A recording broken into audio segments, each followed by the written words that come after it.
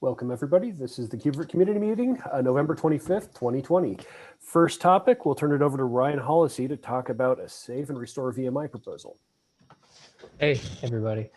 So I've been working on this proposal. I've been talking to a few folks in the community, so I made a write-up of it. If you want, maybe what I could do is share my screen and maybe just kind of talk through a few things. Give me 1 second, actually. I lost my tab. Let's see here.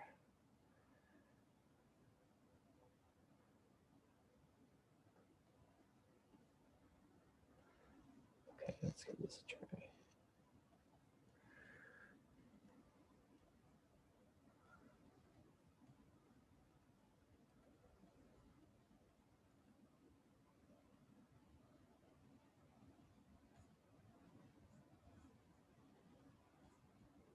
Sorry, bear with me here 1 second.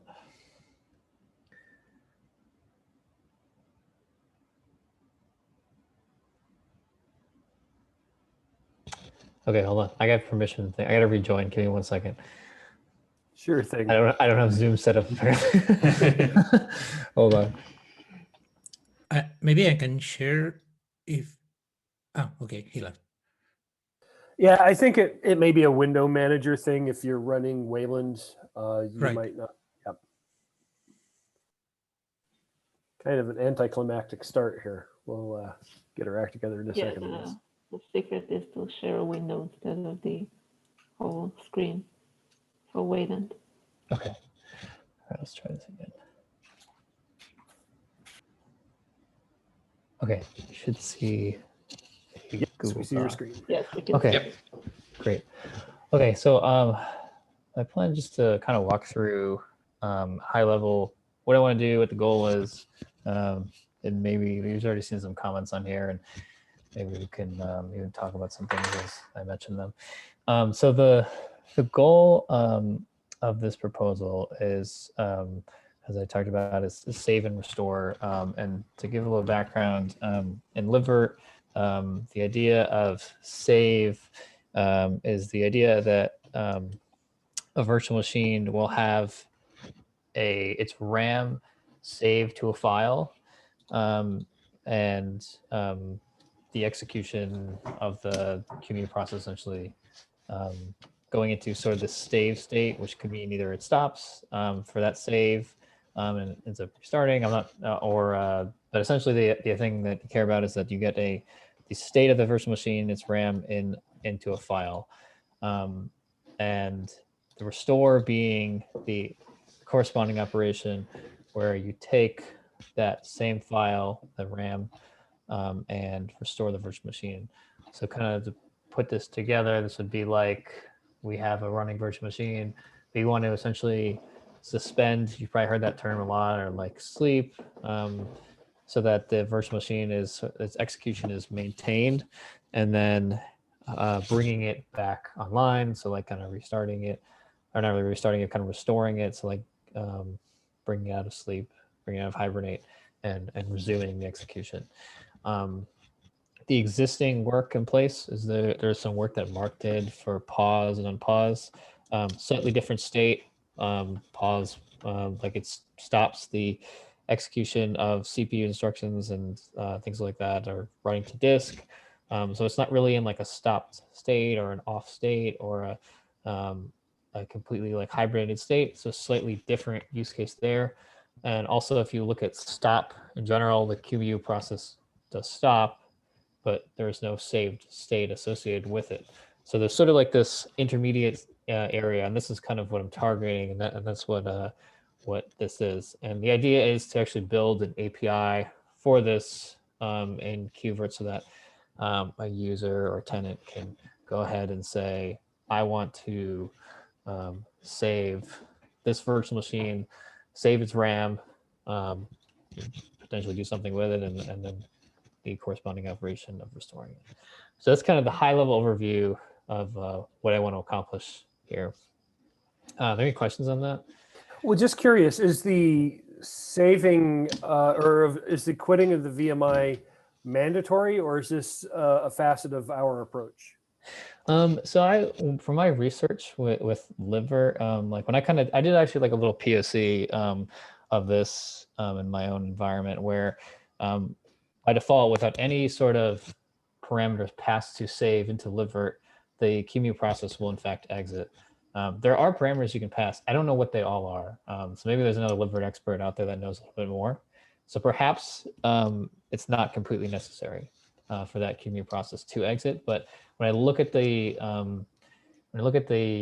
diagram of libvirt, save is sort of like a state, just like pause, where like you, I don't know if you'd want, like I don't know how like entirely how libvirt treats it, but I'd imagine there's sort of this place where libvirt is going to do the stopping of execution so it can actually save the RAM, but it doesn't mean that the QEMU process entirely exits and the pod therefore exits gracefully. It may just do sort of a pause of execution and then resume. I have a question. If you actually do the save and pausing or stopping the VMI, what is the VM status that the user sees? Is there a special status? You will see that as a pause, killed, not existing. What's the deal there? Yeah, that's a great question. So I have a diagram here that kind of outlines it when I kind of showed, that I kind of put together with my, this little POC that I kind of did just in the background. So you can see here, like you have a VMI it's running.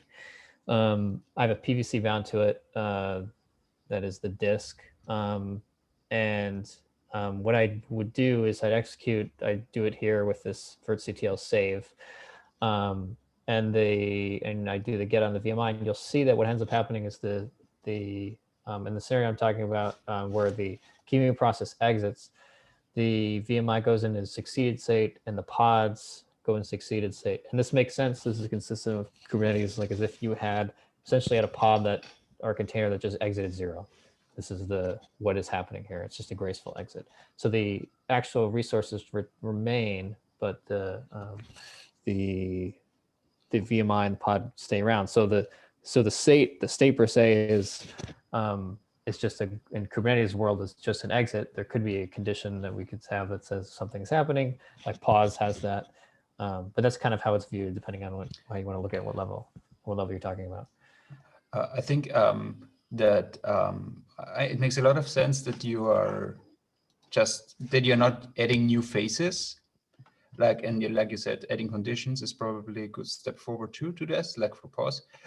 Let me also just note that kubectl itself, or kubectl itself, is smarter than just conditions and so on. There, for instance, on pods, you can see a lot of in-between states, which are not really a condensed field on the face, like terminating or error or whatever. We are here limited at the moment a little bit on how we can do this, on how we can configure the server-side printing for kubectl for our resources. But I think it makes sense in general to have independent task to condense display information for kubectl in the VMI itself, so that we can, independent of the state machine, add more user-friendly states like terminating, saving, paused, whatever, directly in the status field. It would not be the phase status field then, but it's kind of a condensed thing just for display. Yeah, I agree with you. Yeah, there are things that we can do. And I think they're not wholly spelled out in here in this proposal. I think that's sort of some of the details that I still need to add. And Roman, you already left a comment there, and that's something I do need to do. And I will add those things. But I guess my goal was with this and kind of explaining it is, this is how a tenant who just, who's just looking at, the pods and the VMI, this is what they would see. Because these are the things I think the basic idea here makes sense. I just wanted to add that. Yeah. Gotcha. I think it gives a better picture for Ezra, who. No, I actually want to elaborate on my question, because you answered about the pod. On the pod level, it's clear. We need to remember that this is a kind of a higher level system. KubeVirt will be plugged into systems where you have billing and VM level management and so on. So if I read correctly your proposal, you want the VM to stay because you want all the resources to still be hooked into the VM, right? So it won't be rescheduled to another node, or so to speak. So it's still there. The customer is still paying for that, everything. So that was my question. Somehow the customer need to understand that the VM is there. It might be that the pod exited and so on, but the VM is still there. He's paying for that, for example, because you still occupy the resources. If you, for example, use GPU or memory or whatever, you want to kind of schedule all those resources to that VM, right? Or I got you. Okay. Yeah, Ezra, that's a good point. So this is an area where I think like you're giving a good argument of one of the sides of this, and you said billing, like you're still maintaining those resources, and I totally hear your perspective on that. And one of the perspectives that I talk about here, I think it's in I'm not sure which section it's in. I think I talk about maybe a little bit farther down. Yeah, in object cleanup. Sort of the other perspective of it, and which is that when somebody is doing this save, you know, what about the state where I'm doing the save and I basically just wanted to bring it back up, like I'm doing a quick clone of an offline virtual machine, and then I bring it back up. I do a restore immediately after. So this quick sort of operation. So like, but I do think that both cases are sort of, there could be scenarios where we need to fit both these, where we want to clean up the VMI immediately because we don't want those resources staying around, or potentially we want to hold on to it because you know, the way that the system is working, we may want the devices that it has to be held on to, the CPUs that are pinned to be there, et cetera, et cetera. Ryan, But here I have a question for you. But how can you, if you remove the VM, how can you ensure that you restore the VM to the same place? When you say to someone that is saving and restore, they expect to be restored to the exact same position. You may even encounter a situation when you try to restore and you cannot, because the unique resources that you used already occupied. And this is a very... Ryan? Sorry, finish your sentence. Sorry for that. No, I'm just saying that this is a very bad situation, that I'm doing a save and then I cannot do restore because I don't have a place to restore it to. So Ryan and Ezra, here it would be interesting for me to have a little bit more differentiations, because so when I think about this, the save, but the VMI should still be running, I guess the advantage would be that the RAM usage would actually be smaller. So maybe you can schedule something on the nodes in between. But apart from that, where is the difference from pause? That would be the question for me, because as soon as you stop a pod, the resources are no longer bound to a VMI. So I don't see a difference so a save operation where you would hold onto the resources and quickly start again. That sounds to me pretty close to just pause, if I'm not mistaken. Could you clarify this a little bit? Yeah. Okay. So you're saying, hold on. So you're saying that when this pod reaches succeeded state, all the resources that, like, let's say I assign like a pin to CPU or have a device plug in or whatever. It's all released. Yeah. It's all released. Yeah. Okay. So then this is no different than if it was deleted, is what you're saying. Yeah. So I mean, so if you think about attached devices, we had the discussion with Daniel Béranger in the document. So I don't think that the VMI or the domain itself cares too much if it gets a similar but different device again. But I mean, there may be device states in some points, but I'm not sure what the details are here. I guess it depends on the use case. But so like it's designed here with the pod going to succeeded, it's clearly different. It's clearly very different than pausing with just also saving the RAM to disk. Right? Okay.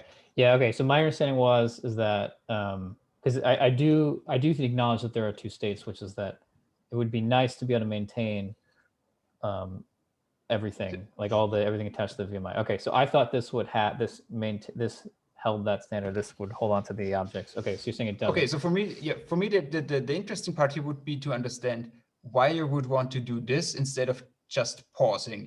If you really want to hold on everything, but you want the VM to stop, what's the big difference for you here compared to just pausing the VM? So you could, like doing a pause and then a save, you're saying? What's the difference between?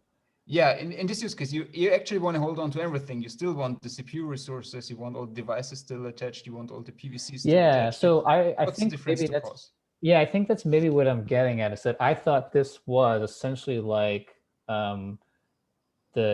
what you're describing as the pause state, which is that we hold on to the, we retain all the objects that we care about. And that's maybe that's kind of what I was looking for, because as one of the two methods here.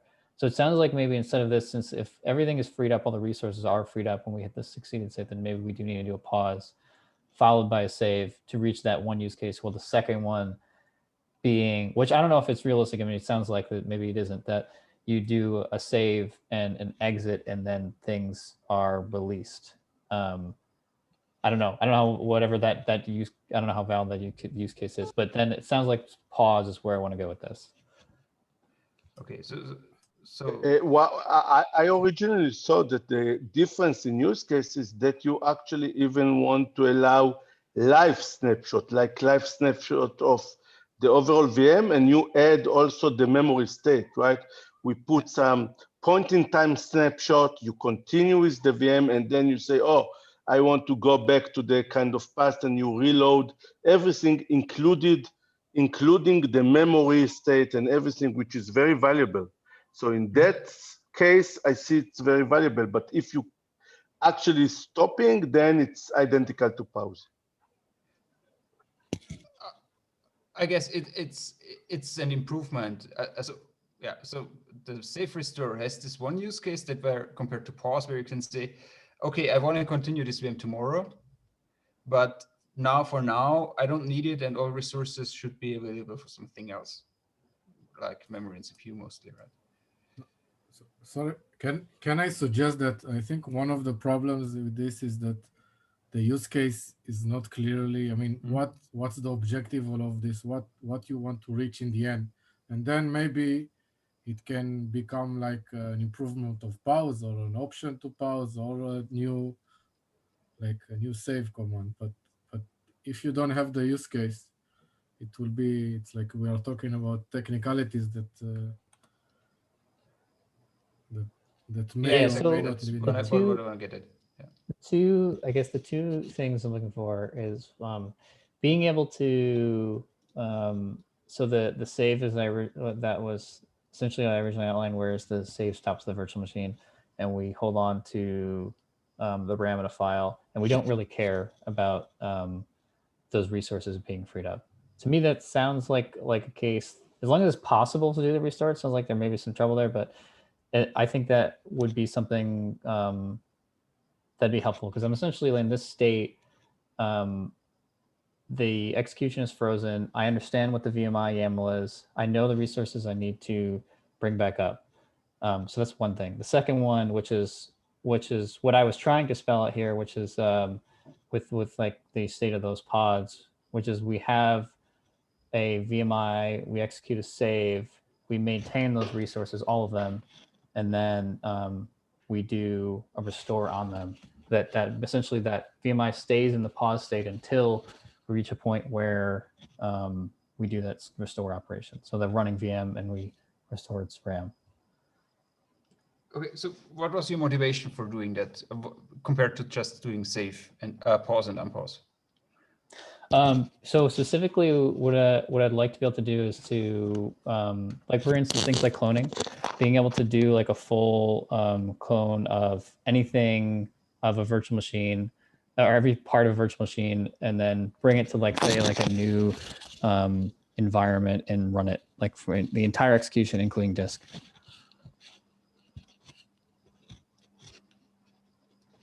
So it's kind of a live snapshot you want to do, except that it's not live. But you want to do a snapshot of a running virtual machine without shutting it down, right? A snapshot of, well, I mean, I guess we could talk, yeah, like, so yeah, snapshot of a virtual machine doesn't matter, like whether it's, if the virtual, yeah, so I guess the VMI would be live virtual machine. So snapshot of a live virtual machine, take all its resources, and then, yeah, the snapshot would be the copy, and then being able to then take that copy and launch the new one of a new identical copy in a different namespace. Yeah, but then there's this kind of a scheduling problem, because you need to be scheduled exactly with the same resources on a node that has exactly the same memory, and it's pinned to exactly the same CPUs. So it's a tough problem to solve. Is It's this really an it's even worse than that. The user can even change stuff in the VM, like setting even static IPs or changing stuff that is related to the network, and then you and even add some affinity and unaffinity rules, and then the scheduling is a nightmare on the restore. But this is, but sorry, but you save something, you save this, you save the VM or the state, whatever, and then you require all kind of resources. So when you schedule it, it can come up if you have the resource. If it doesn't have it, it will not schedule it. So, But we don't Right. represent an IP address as a resource. You're going to get what you get, and so that is what do you something. mean? There is. It's, for example, you have MAC addresses as a resource. It has a MAC pool. You have IP addresses. They are taking. But yes, you may have collisions. But that's like someone may ask a feature, and that feature may cost like 20 development years, but it's still a feature. But Eddie, the point is that in a user perspective, and I think your point of what is the use case is important, because from user perspective, when you tell him create a new VM, he expecting maybe that in the worst case, it's not scheduled, right? There is no place. But if he save and I want to restore, he expect it to be restored. It's very strange to save and then restore and you get an answer, oh, I couldn't, I didn't find the place. But That's a very... But that can happen to me locally even. I can restore a VM, first one succeeds, I can restore a second one, it will fail because I don't have memory. But it's like, but in general, I agree that the basic of this document, I think it should start with use cases, and then we can try to suggest solutions, or which one is easy to do and which one are very hard to do. And to go from there. It looks like this document started from the solution. So, Brian, question for you on the SaveState file itself. So we've taken the RAM, we've sidestepped the question of all the mechanics we've just discussed. Is the SaveState file that we just created, is it namespaced? No, it doesn't have to be. I mean, this could be stored and like what I described here was like it would be stored in a PVC. And we just have a reference to it in the API. So one of the things, I wonder if that's the correct choice. If a VM is namespaced, it's got certain, like there's implications to that, and there's a reason to do a namespace. If you're only allowed to see, the foo namespace, and but VM staves are not namespaced, would that not mean that you could then see other namespaces save files, if you attempted to do a restore? I need to think a little bit more about use case. So let me try to. So if you save the RAM file in a PVC, that PVC can be whoever can access whatever that PVC is, kind of what to use it to attach to a device. That's kind of like, I don't know. That's kind of where I am. Maybe you can repeat your use case, and I just need. But that's exactly it, because I don't. So PVs are not namespace, but PVCs are, correct? Yeah, I believe so. Yeah. Okay, so I guess it's not a concern then, because all I'm sort of thinking is, could you leak information would be the most succinct way of saying the question. But it sounds like, I don't know, I'd have to think on it more myself to see if there's a problem there. Yeah. Okay. I to, think we but need to summarize, the use case, really. yeah. To summarize this, like Edward and others said, that's maybe you can create a use case section. Yeah, so and I explain let what me- you exactly want to solve. and Yeah, then- so let me give an example because I think that would probably serve this better. So like, for example, a good example would be like forensics. Let's say I have virtual machine running and whatever, it's misbehaving, something's wrong with it, and I can tell. So I want to diagnose the problem. So I have it running in a namespace. I want to freeze its entire execution. I want to freeze its disk. I then want to say make a copy of it, hold on to it for later, and then put it into my secure namespace in like an offline environment, diagnose the problem and see if there's something I need to look at and to roll out across my fleet or something like that. That makes sense. But does this include restore? I mean, do you really need restore here? Because we can, I mean, there's a mechanism to pause a VM, and then after that we can really save the state and everything into a PVC as you described, but it doesn't include restore. So, well, so then this, what you're talking about would be then. And also, if you do not pause or you do not stop the VM, you need to quest the whole application layer and all of that in order to get to a consistent state. You need to flash all the buffers, flash the file system and all of that. So you have two options. You stop the VM and then you equal to just doing pause and snapshot, or you try to do it in a live manner, and then you need to get also hooks into the application layer in order to make sure everything is flashed. Otherwise, you end up with an inconsistent state that you cannot restore. So, I wanted to go back to the other comment though. So the idea, so pause, and then essentially what I heard was that you pause and then migrate. That's kind of what it sounded like to me. And then save, yeah. And then oh wait, sorry, pause, save them, and then which was there? Pause, save, then migrate. I don't know about migrate. I mean, Like, it's like, so one of the things and about then this is save that into you'd have it, you'd move the virtual machine to sort of like another namespace, sort of maybe it'd be offline, whatever it'd be, because you don't want, when you run this execution, let's say you're assuming there's a problem, you don't want, maybe you don't want this going out to the internet or something. It's a total, like as if it was a different environment.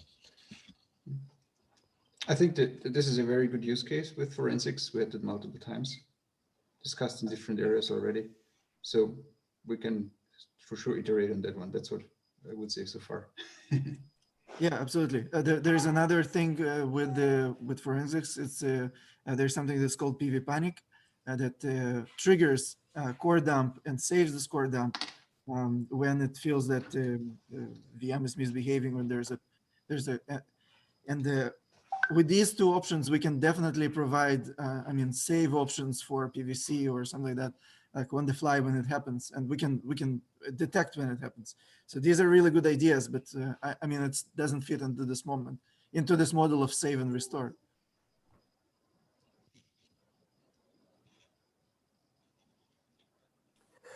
We have spent a considerable time on this. Are we at a point where the discussion needs to keep going, or should we take what we've discussed so far and just simmer on it for a bit? I have a question. So, is pause, like from the VM's perspective, is that a hibernate operation? Pause. So I don't know what like I don't know, maybe someone would be able to answer like what how technically it Yes, works. I think that would be a decently close. So in a physical machine, hibernate means, of course, to save the RAM and, basically pause. In this case, it's more just think of it as the virtual machine's clock stop ticking. So from 1 second to the next, you can just start execution again. So there's no moving of memory around specifically when you say pause itself in this context. Oh, so pause is like if you do anything through pause, then we can probably make it invisible for the VM. Yes, pause is completely invisible to the VM. It doesn't know that it was paused.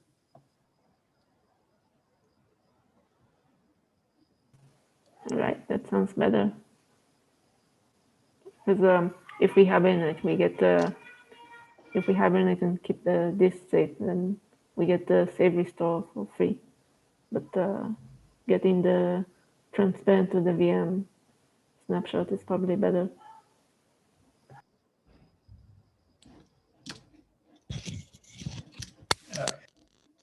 Yeah, there's I also implemented one script for someone, and what I did there to suffice the forensics need is to first do just a suspend on the VM and then use the delivered what was it called, SnapshotS, Snapshot create S command.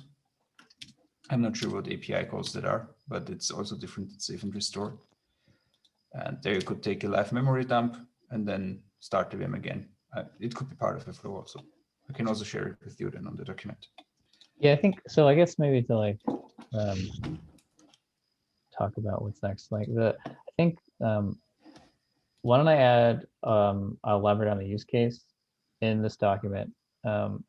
It sounds like I'm in the area of what I'm looking for. I mean, it sounds like Restore's got a lot of challenges to that. Save seems reasonably close. I need to expand a little bit on the pause aspect of it in that use case because I think what I have here is slightly off. So why don't I take like some of the action items here of doing all those things and expanding the doc a little bit towards that. And then next week, we can come back and we can talk about this a little bit more with those use cases in front of us. And then having some like time to think about this some more. And then, yeah, because I think, yeah, I think there's definitely some more to discuss here, especially even around Restore, because I think there's like, yeah, there's a lot of detail that we kind of just went over really quickly that would also be interesting in terms of like how to make that possible as well, or even if it's the wrong approach. Yeah, so why don't I take a bunch of actions in this and then I can fill the doc and we can, and folks can comment on it offline, or otherwise we can kind of pick it up next meeting. Does that sound? Sounds like a plan. Okay. Yeah, and maybe if I may add, beyond the use case, I think it would be also good to make a section or like clearly elaborate on the difference between this approach and a pose and a snapshot, basically things that already exist. So what's this compared to posing or snapshotting or the combination of both? So Okay. Okay, next topic. Edward, GhostX. No contest. So I hope this one will be very quick. So there was some movement in the PRs regarding GhostX. Several PRs were sent and all kind of fixes done in this. And I was wondering, was there any centralized document or suggesting this move? And if not, can we have one?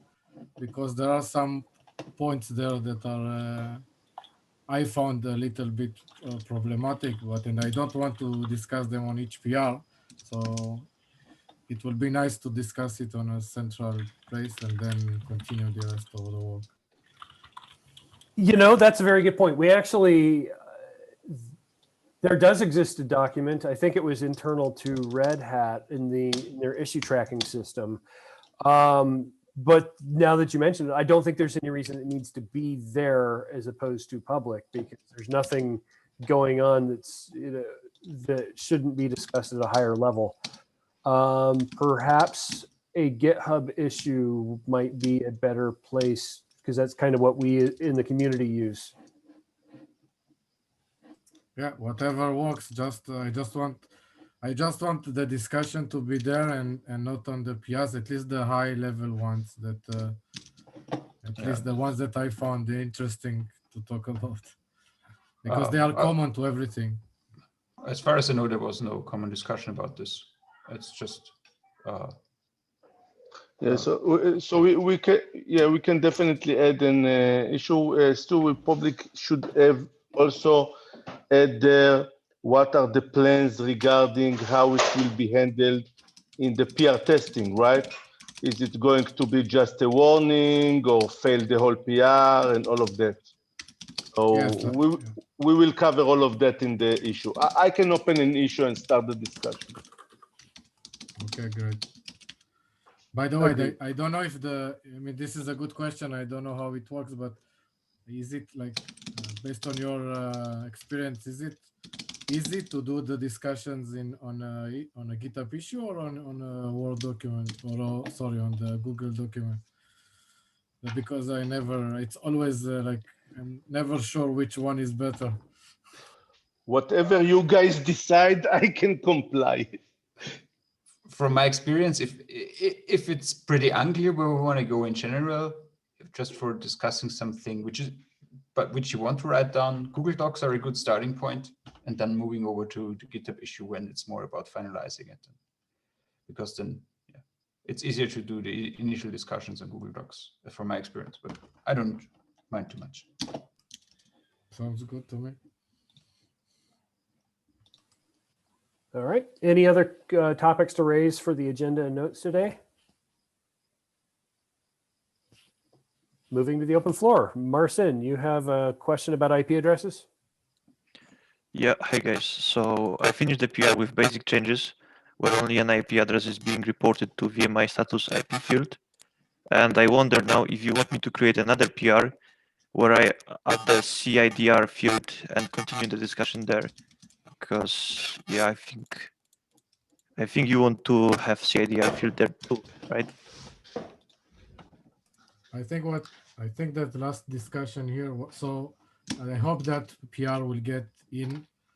If anyone here has he likes it also, it will be great if you can approve it. But the part of adding the CIDR, I think we discussed it here a few weeks back, and we said that we will have a separate section that will include all the information from the guest agent. And later on, Roman mentioned that it should be formatted. I mean, it needs to have a proper struct and everything. But we can start with the CIDR, I guess, and with the interfaces, CIDR and everything there. Okay, so I just wonder now if you want to create this internally or do you want me to continue this? So it's up to you guys.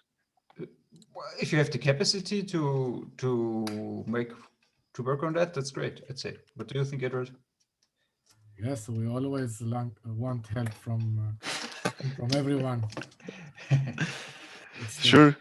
I have some limited capacity, but I think I will make it. So no problem.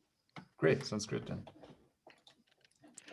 So another topic I have, the REST coverage lens. It's been a while since I created the old PR, so I saw that Daniel rebased my old PR and created a new one. So I understand, Daniel, you want to merge it. And I was wondering if you tested this recently. And another thing, one note from my side, this tool considers status fields too, and I must change it to only spec fields that it gives good percentage and real values. So there is one more thing required from my side, but I will deliver it. So I'm not sure, Daniel, if you want to merge it before or after my fix. It's not a real fix, just fine tune. Let's call it like that.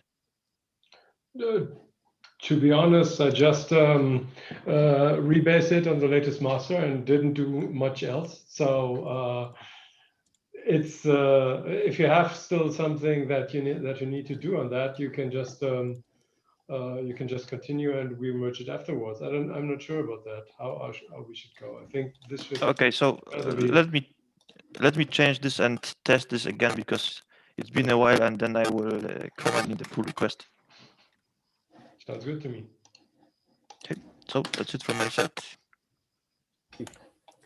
Is there anything anybody else would like to raise today? Any other topics?